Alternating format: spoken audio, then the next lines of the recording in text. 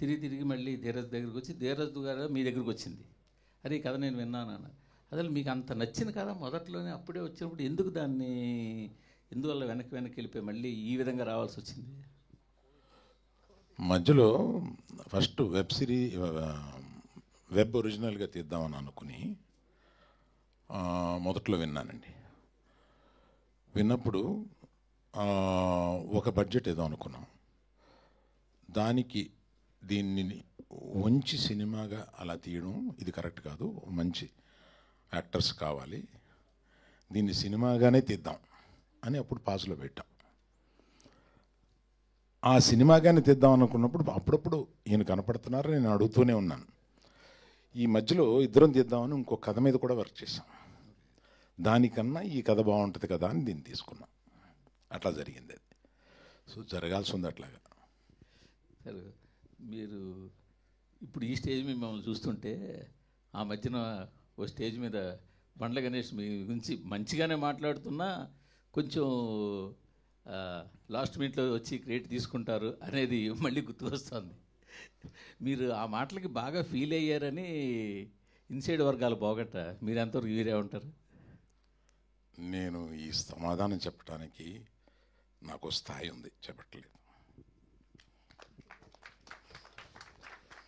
అరవింద్ గారు సార్ ఇందాక చాలామంది సార్ వాళ్ళందరూ ఏంటంటే వాళ్ళందరూ మాకు ఏంటంటే నేబర్స్ లాంటి వాళ్ళు. రోజు పొద్దున్నే కనపడుతూ ఉంటారు, పొద్దున్న సాయంత్రం ఆఫీస్కి వెళ్ళేటప్పుడు. మీరేంటంటే గెస్ట్ ఎప్పుడో కానీ రారు, పైగా దూరం చుట్టూ అనమాట, అది గమ్మున దొరకరు. చెప్పండి. సీట్లన్నీ వేసారు, నేను సెంటర్ సీట్ తీసుకున్నాను. సార్ అది గీతార్ట్స్ అంటే 50 years లెగసీ. ఎన్నో మీరు అన్నారు ఇందాక 1.5 నుంచి 3.5 అంటే కోట్లు సంపాదించారని చెప్పారు కాబట్టి ఇంకా కొత్తగా చెప్పడానికి ఏం లేదు. అలాంటి గీతా ఆర్ట్స్ ఎందుకు సేఫ్ గేమ్ ప్లే చేస్తున్నారు ఈ మధ్యకాలంలో? ఎందుకంటే మీ నెక్స్ట్ తరం జూనియర్స్ అందరూ యాక్టివ్గా సినిమాలు చేస్తున్నారు. అరవింద్ గారు ఎక్కువగా ప్రజెన్స్లోనే ఉంటున్నారు. రిస్క్ తీసుకోవడం అంటే ఇప్పుడు కూడా చాలా యాక్టివ్గా ఉంటారు, బట్ రిస్క్ తీసుకోవడానికి ఇప్పటికి అరవింద్ గారు భయపడుతున్నారంటే మీరు రిస్క్ని నిర్వచించండి సార్. అది మీరు నిర్వచిస్తేనే కరెక్ట్గా ఉంటుంది. నేను ఇది రిస్క్ కింద ఫీల్ అవుతున్నాను. మీరు ఫైనాన్షియల్గానే మాట్లాడాల్సి వస్తే ఇది రిస్క్గా ఫీల్ అవుతాను. ఫైనాన్షియల్గా అనుకుంటే మీరు ఫైనాన్షియల్గా కాకుండా రిస్క్ తీసుకోమని ఇంకేదైనా చెప్తున్నారు. Every film is a risk, for every producer it's a risk.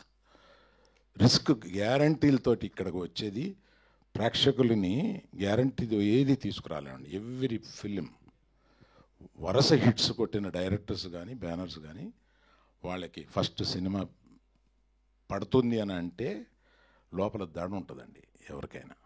So రిస్క్కి నిర్వచనం వేరువేరుగా ఉంటుంది. అంటే మీరు స్ట్రైట్గా 400, 500, 600 కోట్లు పెట్టి మీరు ఎందుకు సినిమా తీయటం లేదు అనే ప్రశ్న ఉంటే అది స్ట్రైట్గా అడగండి. సరే చెప్పండి సార్, అలాగే చెప్పండి. మళ్ళీ మీకు కాదు ఇంకోళ్ళకి ఇద్దాం. లేదు చెప్పండి, చెప్పాకనే వేరే వాళ్ళకి ఇస్తా బైక్.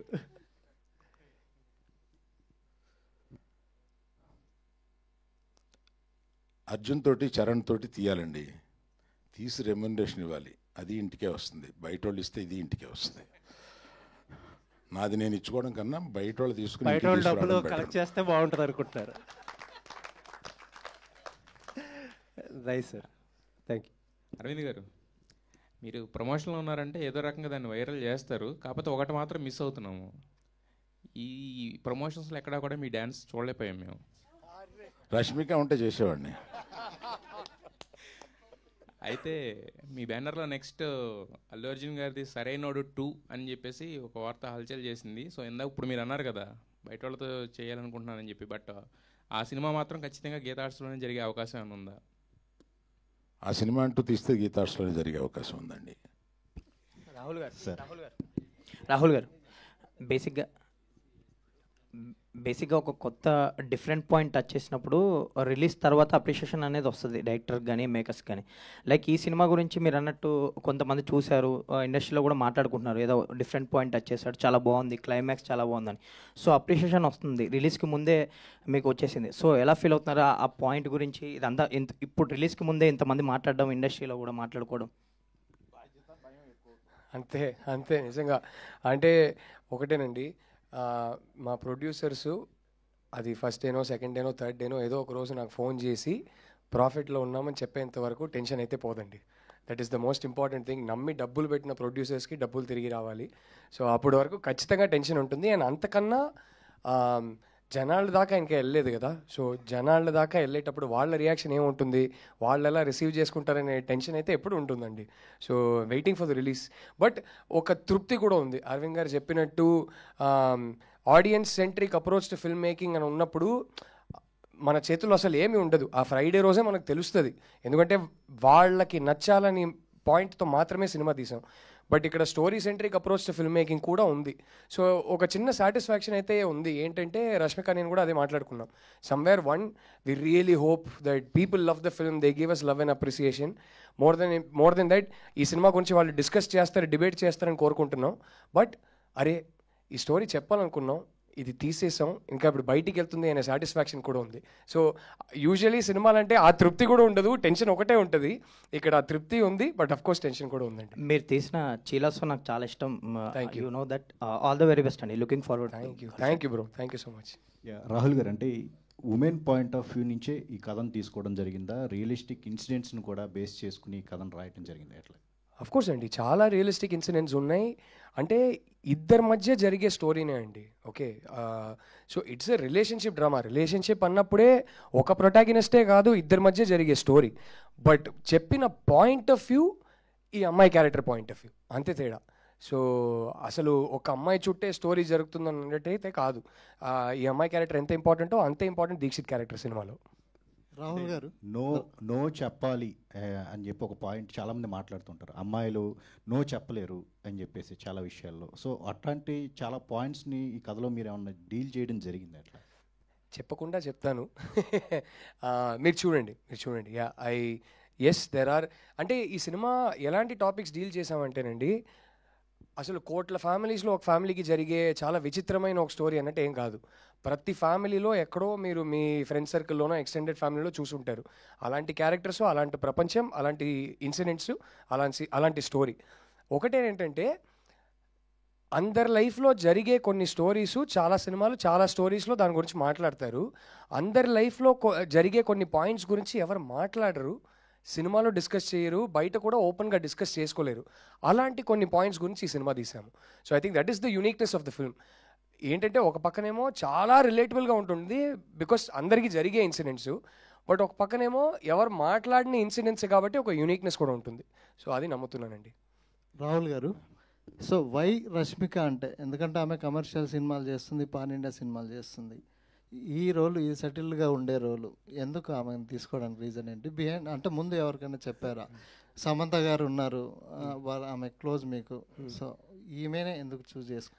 సార్ ఒకటి, first of all it is our privilege that we got an A-lister, one of the biggest female stars in the country today do this film. నాకేంటంటే సార్, నాకు ప్రతి సినిమాతో నేను 50 crores శాలరీ కావాలి, నేను 200 కోట్ల సినిమా చేయాలి, నాకు 300 crore బడ్జెట్ కావాలి, అది నా గ్రీడే కాదు సార్.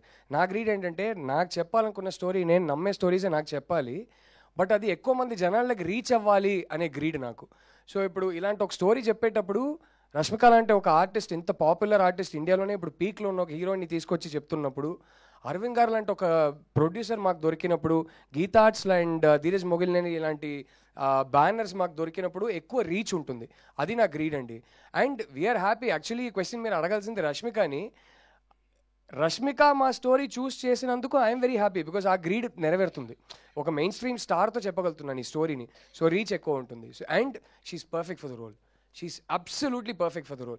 ఎందుకు ఇంకొకరు కాదు అంటే, నేను రాస్తున్నప్పుడు ఇప్పుడు వరకు ఏ స్క్రిప్ట్ ఒక యాక్టర్ని మైండ్లో పెట్టుకొని రాయలేదండి. స్క్రిప్ట్ ఫస్ట్ రాసేస్తా, స్టోరీ మోస్ట్ ఇంపార్టెంట్. అది ఆనెస్ట్గా, ఆర్గానిక్గా ఉండాలి. ఎవరినో మైండ్లో పెట్టుకొని రాయడం నాకు రాదు. అదొక స్కిల్ సెట్, అది నేను డెవలప్ చేసుకోవాలి, ఇప్పుడు దాకా లేదు. బట్ స్క్రిప్ట్ రాసుకున్న తర్వాత ఎవరు సూట్ అవుతారని డిస్కస్ చేసి అరైవ్ చేసిన ఒక డెసిషన్ అంతే.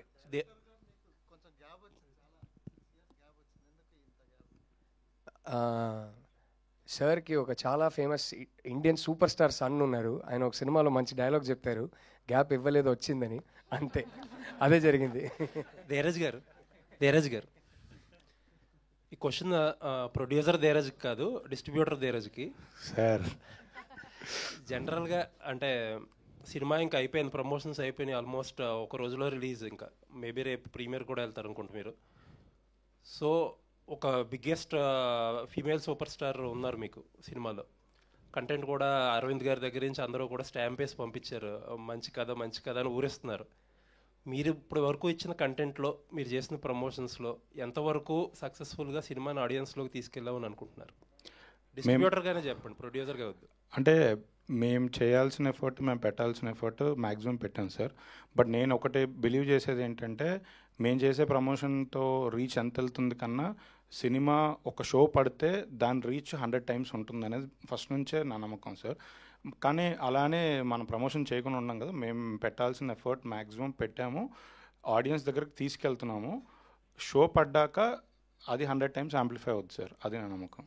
All the best. Thank you. Aravind garu ఇక్కడ సార్, బేసికల్లీ ఇప్పుడున్న తెలుగు ట్రెండ్ అంటే తెలుగు సినిమాల ట్రెండ్ ప్రకారం చూస్తే కనుక స్టోరీ ఉన్నా లేకపోయినా ఎలివేషన్స్, ఒక 4 సాంగ్స్, 4 ఫైట్స్, ఆ తల నరికే సీన్స్ కావచ్చు, వీటి మీద ఎక్కువ డిమాండ్ ఉంది ప్రజెంట్ మనం సక్సెస్ అవుతున్న కమర్షియల్గా కూడా సినిమాలు చూస్తే. బట్ మీరు ఒక ఫిమేల్ సెంట్రిక్ మూవీని తీసుకొస్తున్నారు, ఇది కమర్షియల్గా కూడా సక్సెస్ అవ్వాల్సి ఉంది, ఎందుకంటే అయితేనే నెక్స్ట్ వచ్చే మూవీస్ ఉంటాయి. సో కమర్షియల్గా సక్సెస్ పరంగా ఎట్లాంటి డీల్ చేస్తున్నారు మార్కెట్ తోటి? మీ ప్రశ్నగా చేయండి దాన్ని, స్టేట్మెంట్ కాకుండా ఒక ప్రశ్నగా చేస్తే నేను సమాధానం చెప్పడానికి బాగుంటుంది. సరే, మీరు అలా అనుకుని కూడా చెప్పొచ్చు, ప్రాబ్లం లేదు. మీ క్వశ్చన్ ఏంటి అంటే యాక్చువల్లీ కమర్షియల్, ఇప్పుడు మనం పరదా సినిమా చూసి, అంటే మూవీస్ నేమ్స్ ఇక్కడ చెప్పకూడదు, ఫిమేల్ సెంట్రిక్ మూవీస్ ఏవైతే ఉన్నాయో, హీరోయిన్ ఓరియంటెడ్ మూవీస్, వాటిని కమర్షియల్గా తీసుకెళ్ళడానికి చాలా రిస్క్. అది ప్రొడ్యూసర్స్ కావచ్చు, ఎంత మంచి సినిమా అయినా, ఎంత పెద్ద స్టార్ హీరోయిన్ ఉన్నప్పటికీ కూడా. సో కమర్షియల్గా ఈ సినిమాని ఎట్లా వర్కౌట్ చేసుకోవడానికి ఎలా డీల్ చేస్తారు అని అడుగుతున్నాను నేను. మీరు కోర్టు సినిమా చూశారు కదా, కమర్షియలా కాదు, కంటెంట్ నచ్చింది. కంటెంట్ నచ్చి కనెక్ట్ అయితే తప్పనిసరిగా చూస్తారని నమ్ముతాం. That's all. Okay, great. Rahul గారు, సో ప్రజెంట్ ఏదైతే జనరేషన్ ఉందో వాల్యూస్ పరంగా చాలా తగ్గుతుంది అనేది, ఇటు ఫ్యామిలీస్ పరంగా కావచ్చు, బయట లవర్స్ అవునా ఎవరైనా కానీ ఉంది, ఆ టాక్ అనేది వినిపిస్తుంది కదా మనకి. సో ఇప్పుడున్న జనరేషన్కి వాల్యూస్ పరంగా ఎట్లా యూజ్ అవుతుంది అంటారు? ఎందుకంటే ఇదంతా కూడా విమెన్ సెంట్రిక్ లాగే అనిపిస్తుంది వన్ సైడ్లో, బట్ ఆయన రోల్ని మనం పక్కన పెట్టలేము. అది లాస్ట్లో హీరోయిన్ నో చెప్తుందా లేకపోతే ఏమవుతుంది అనేది పక్కన పెడితే వాల్యూస్ పరంగా ఎలా ఉండబోతుంది? ఈ సినిమా ఏ టైప్ సినిమా అంటే, ఈ సినిమా డీల్ చేసే టాపిక్స్ ఎలాంటిదంటే 10 ఏళ్ళ ముందు కూడా రెలవెంట్, ఇవాళ కూడా రెలవెంట్, నాకు తెలిసి 10 ఏళ్ళ తర్వాత కూడా రెలవెంట్ ఉంటుంది. కొన్ని టాపిక్స్ ఒక అమ్మాయి ఒక అబ్బాయి మధ్యలో ఉన్న రిలేషన్షిప్లో కొన్ని టాపిక్స్ కాంటెక్స్ట్ ఎలా ఉంటాయంటే, ఒక 5 yearsకి ఒకసారి జనరేషన్ బట్టి మారుతూ ఉంటుంది. కొన్ని టాపిక్స్ ఎలా ఉంటాయంటే అది ఎప్పటికీ మారవు. ఈ సినిమా ఎప్పటికీ మారని ఆ టాపిక్స్ గురించి. So I don't think that will be an issue for us. And ఈ జనరేషన్స్కి వాల్యూ తగ్గుతుందని అయితే నేను చెప్పనండి. అంటే ఒక్కొక్క జనరేషన్కి ఒక కల్చరల్ కాంటెక్స్ట్ వేరే ఉంటుంది, వాళ్ళ మైండ్ సెట్టే వేరు. సో మన జనరేషన్లో ఉన్న కొన్ని వాల్యూస్ వీళ్ళకి పోయాయి అనిపించినప్పుడు వాల్యూస్ తగ్గిపోయాయని అనుకుంటాం, బట్ వాళ్ళ మైండ్ సెట్ వేరు.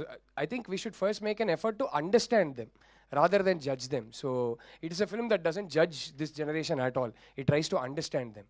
So sir, అరవింద్ గారు, మీరు అడిగిన దానికి ఎక్స్టెన్షన్ చెప్తాను. Question is very good. ప్రతి ఇంట్లోనూ 10 ఏళ్ల క్రితం, 20 ఏళ్ల క్రితం, 10 సంవత్సరాల తర్వాత కూడా జరిగే విషయాన్ని ఇదివరకు మాట్లాడుకునే వాళ్ళం కాదు, ఇవాళ మాట్లాడుకుంటున్నాం. రేపు ఎలుగెత్తి మాట్లాడతాం. ఆ రేపు ఎలుగెత్తి మాట్లాడేది ఇవాళ మేము మాట్లాడుతున్నాం, అంతే. అంటే రాహుల్ గారు, ఇప్పుడు సార్ చెప్పారు కాబట్టి, అంటే ఇది ఎక్కడైనా జరిగిన సంఘటన సార్, అంటే ఏదన్నా దీనికి రీజన్ ఏంటి?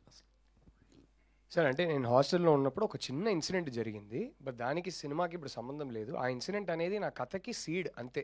అక్కడ నుంచి ఒక థాట్ ట్రిగర్ అయ్యి అది కంప్లీట్లీ ఒక ఇమాజినరీ స్టోరీగా ఫామ్ అయింది. సో ఈ మొత్తం సినిమా ఒక జరిగిన ఇన్సిడెంట్ మీద బేస్డా అంటే కాదండి.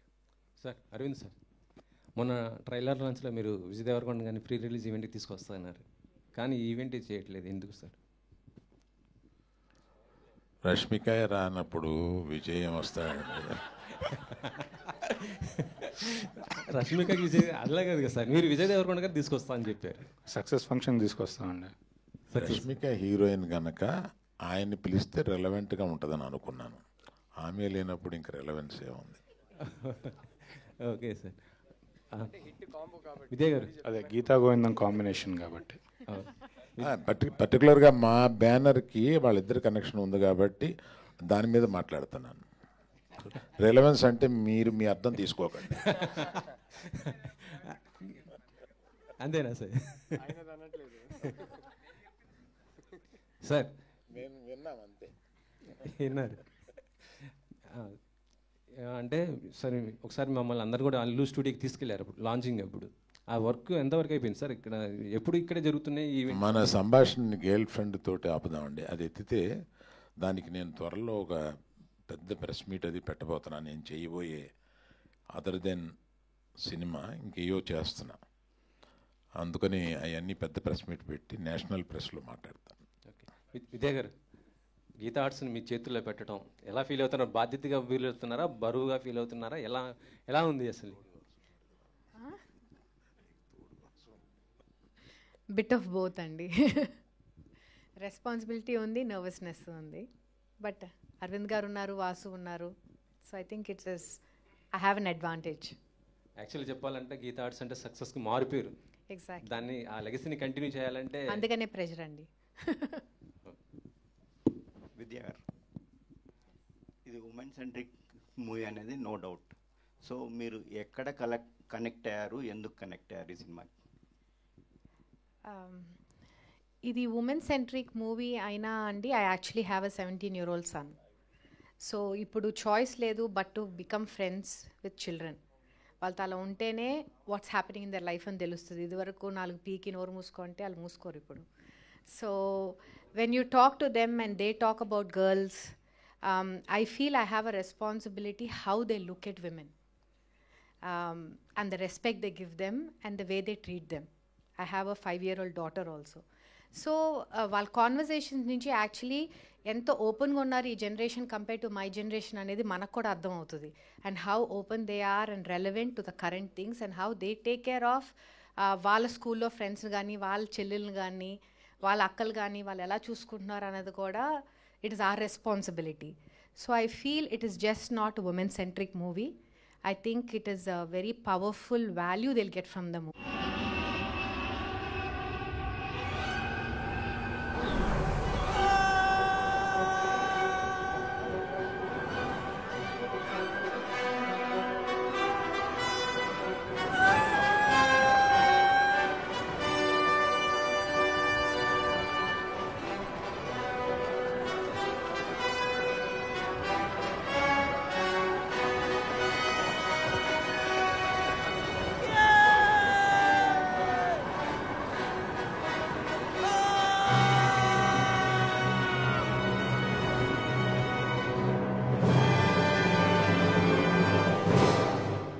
వస్తుందని ఆ ఫంక్షన్కి నేను అటెండ్ అవుతానని అనుకుంటున్నాను.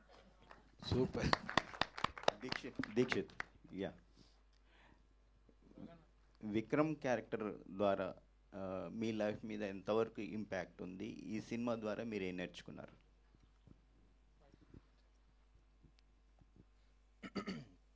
కొన్ని అంటే విక్రమ్ క్యారెక్టర్ చేస్తూ గర్ల్ ఫ్రెండ్ సెట్లో రాహుల్ సార్ని మీట్ అయిన తర్వాత కూడా కొన్ని విషయాలు మారిందండి. The way I see things has changed a bit. And I think మన యాక్టర్ లాగా ప్రతి క్యారెక్టర్ చేసినప్పుడు will not be the same.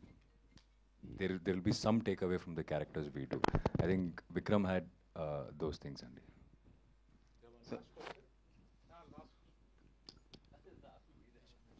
Hesham ji,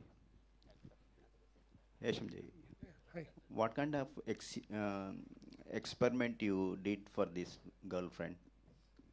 I think it was very easy process working with Rahul Garu, because the emotion he was trying to convey through the characters was purely romantic, and the conflicts that is happening in the film. So all the 4 songs that has the last song is going to come out today, which you all heard. Every song is very romantically and deeply written, lyric wise and melody wise. So it was a very straightforward process. But having said this, after I watched the film, just like everyone has said, I'm actually in the world of Vikram and Bhuma. So music is only one aspect of the film, and I think Rahul has done a phenomenal job in making this into a cinema for the next couple of years, which everyone will be talking. I'm glad to be part of the project. No, it was a very straightforward process. Yeah. Thank you. Thank you, media, for your questions, and thank you so much, team. And yes, save the date, November 7th, The Girlfriend, like మీ అమ్మాయిలందరినీ పలకరించడానికి big screen మీద మిమ్మల్ని కలుసుకోవడానికి వచ్చేస్తుంది. And biggest support అందిస్తారని మనస్ఫూర్తిగా కోరుకుంటున్నాము. Thank you. This is Geeta Bhagat, today's event by Shreyas media. Thank you so much.